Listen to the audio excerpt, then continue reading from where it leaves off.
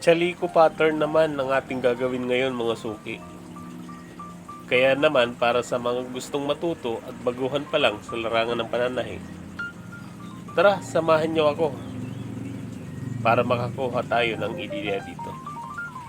Ito yung ating sample, yung ating finish ng chaliko. So ganito ang style niya. Okay? Ngayon start tayo sa paggawa ng pattern. Ang una natin gagawin, susukat tayo ng half inch dito sa side para sa kanyang buttons allowance.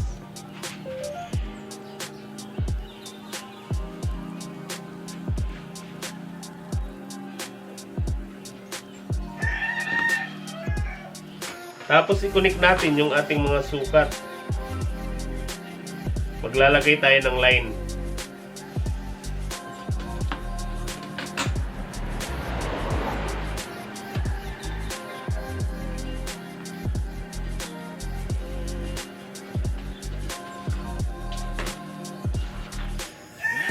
Ngayon dahil may sukat na tayo dito sa gilid, dito naman tayo sa taas, susukat tayo ng 2 and 1/2.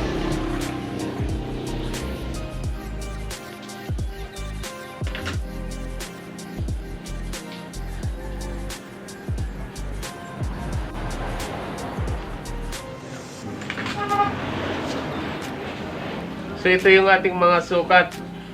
Ang ating shoulder ay 16, armhole 17, chest 38, waistline 36, hips 38, saka yung full length ay 24.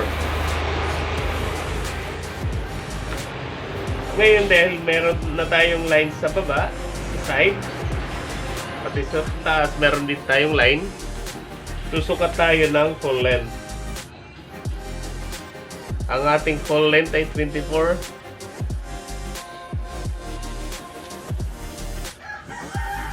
Susukat din tayo dito ng 24.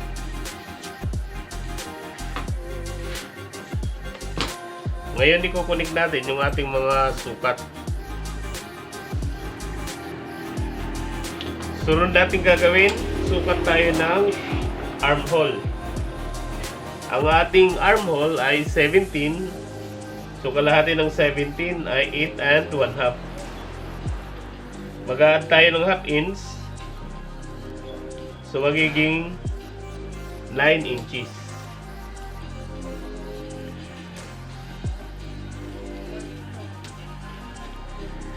Tapos maglagay ulit tayo ng line.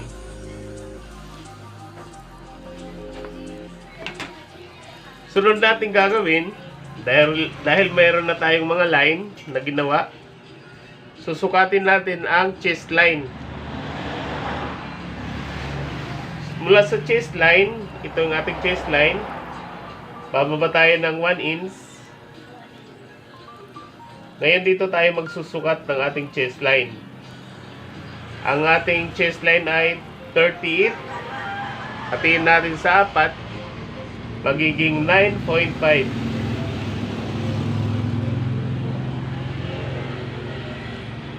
9.5. Ang ating waistline ay 36. Divide sa 4. Kalalabasan ay 9 inches. Sunod, hips. Ang ating hips ay 38. Divide natin sa 4. Ang kalalabasan ay 9.5. Ngayon dahil meron na tayong sukat, ikukunik natin ang ating waistline hanggang chest line. So ganyan lang natin yung ating pagguhit. Sa baba naman, mula sa hips hanggang waistline. So ganyan lang. Ngayon ang sunod natin gagawin, mag-a-add tayo ng 1 and 1/4 dito sa baba para to sa front ng ating pattern. So nag-add tayo ng 1 and 1/4.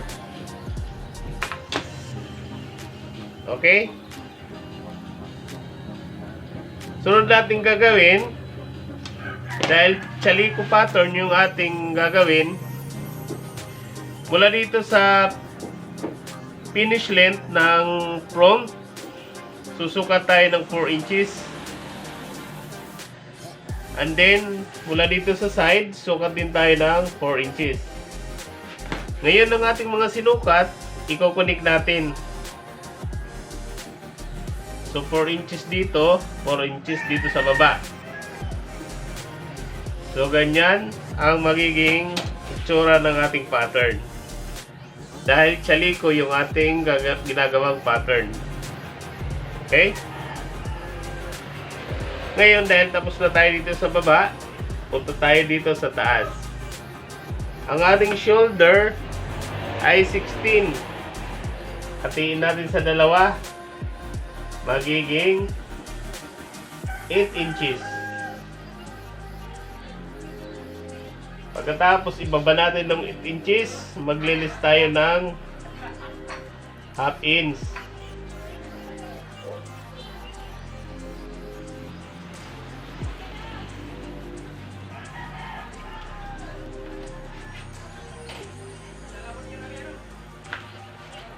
Tapos ang ating back neckline, susukat tayo ng 3 and 1/2.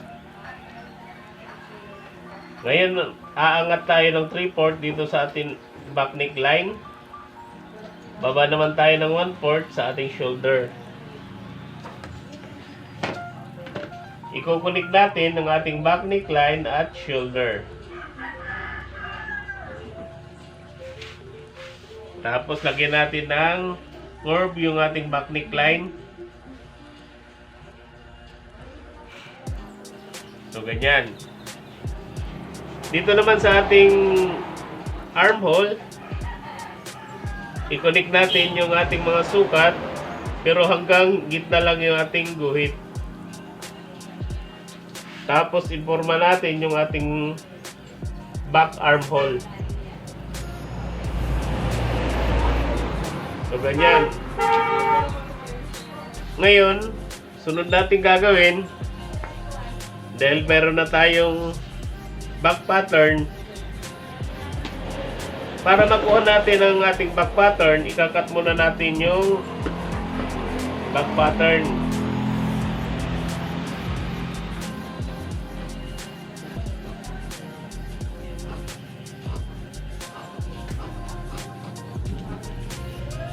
So, ang cut natin hanggang gitna lang mga suki. And then, i-fold natin. May fold. Maglalagay tayo ng marking dito sa magkabilang dulo ng shoulder. Pagkatapos at i-connect natin. Ito yung ating gagawing front shoulder. Pagkatapos, dito sa ating back armhole, susukat tayo ng 3/4.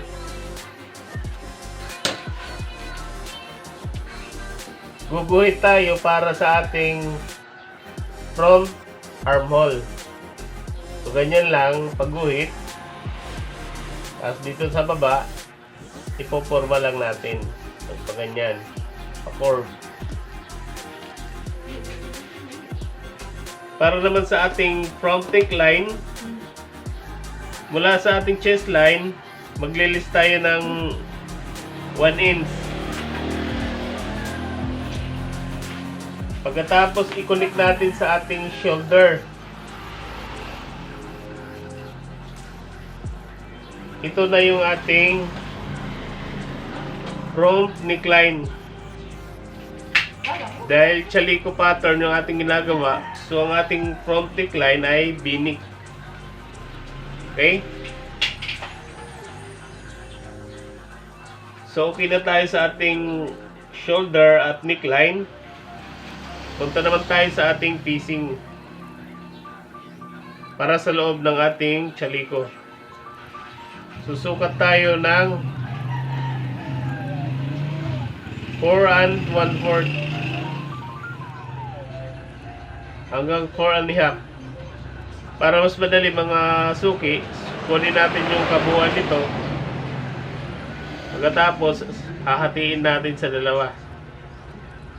So 9, kalalabasan ay 4 and 1/2. Sukat tayo ng 4 and 1/2.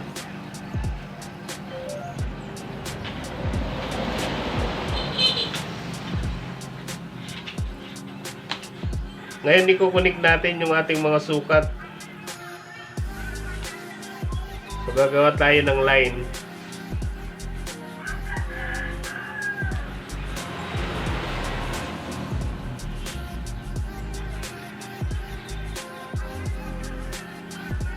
Para naman sa ating back, mula dito sa ating chest line, susukat tayo ng 2 inches. Ngayon, i-connect natin yung ating sukat na 2 inches. So, ganyan lang. Lagyan natin ng mga pangalan para mas maliwanag. Ito yung ating front neckline. Ito naman yung back.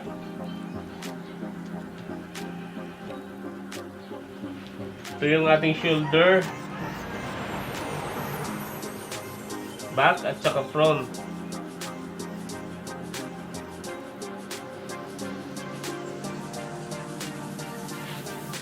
Ang ating armhole, front armhole, ito naman ay back armhole. Ang ating chest line, ito yung ating finish length sa back. Ito naman yung finish length natin sa front.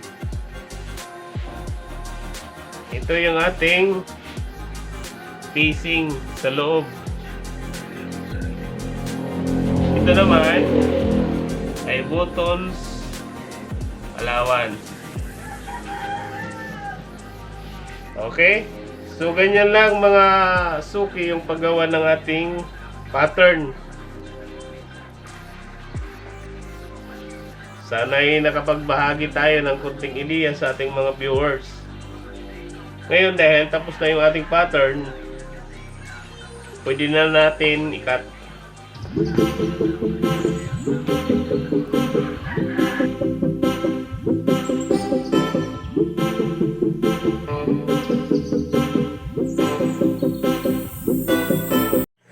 Hanggang dito lang muna ang ating video mga suki. Sana'y nakapagbahagi tayo ng konting ideya sa ating mga viewers.